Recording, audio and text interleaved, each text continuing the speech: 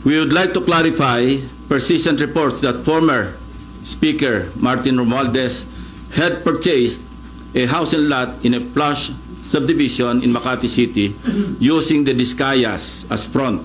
Magandang hapon mga kaibigan, bago tayo magpatuloy, pakinggan po natin itong revelasyon ni Senator Ping Lacson, tungkol sa ugnayan nitong si Sara Discaya at si Martin Luther King. Si Martin Luther King.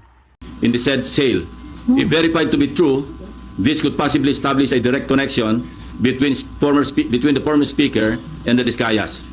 In this regard, we may invite the former owner of the property to shed light. Kay House Speaker Martin Romualdez, sino po yung may-ari ng biniling property na naging front ho ay ang Discaya? I'm trying to arrange a meeting with her, and kapag may liwanag na, kasi narinig ko rin na parang willing siya mag-testify. Yung may-ari, sir? Yung may-ari, yung dating may-ari.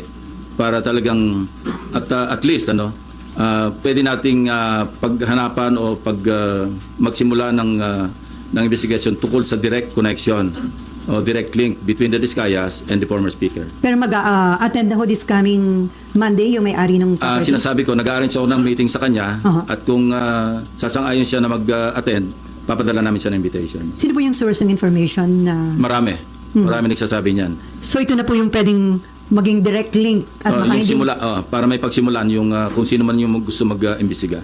Against former Speaker Romualdez? Not necessarily against, but to shed light. Bakit ganun ang connection? Para pagkatiwalaan mo yung isang contractor na nasa sangkot sa, sinabi ko na to, 207.5 billion pesos na kontrata mula 2016 hanggang 2025. Napakalaki. So kung mayroong koneksyon, dapat na maliwanagan natin kung bakit ganun kalakas ang tiwala para ipagkatiwala mo yung pagbili ng isang house and lot sa isang subdivision, sigat na subdivision sa Makati City. At magkano po yung amount nung... Name your price yung usapan. Gusto natin maliwanagan kung magkano talaga nagkabentahan. Pero hindi po invited si former Speaker Romualdez? As I said, pagdating sa counterpart namin sa House, mayroong parliamentary courtesy na umiiral. At pwede lang namin silang imbitahan, hindi pwedeng pilitin, through the House Speaker.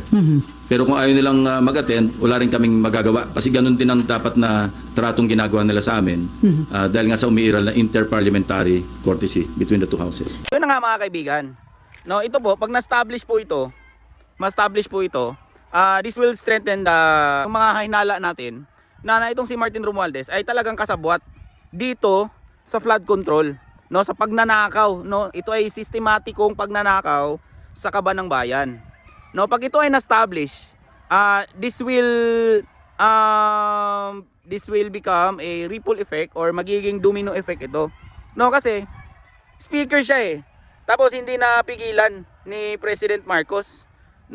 Kung totoo man ang sinabi ni Toby Tiangco na sinita ni President Marcos itong si Martin Luther King sa pagnanakaw nito sa kaban ng bayan, sabi daw ni Marcos ayon kay Tiangco, Toby Tiangco, sabi daw ni Marcos, kinumpronta niya daw harap-harapan, sinabihan niya daw ni Marcos si Romualdez.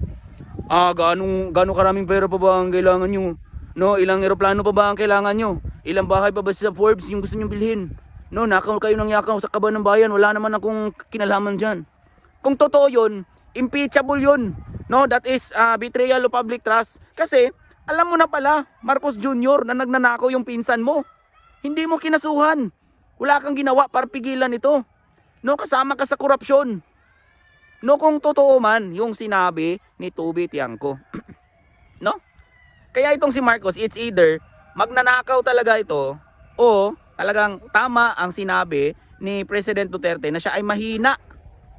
Walang alam. Tulad na lang nung palabas sa Made in Malacanang ni Daryl Yap. Wala itong alam, puro lang ito party. Tapos sinabi pa ni Ombudsman Remulla, wala daw silang nakikitang pwedeng ikaso kay Martin. Walang nakikita o ayaw nyo lang talagang kasuhan. Sana po yung itong 2026, ito ay magiging taon ng revelasyon. This will be a revelation year, mga kaibigan.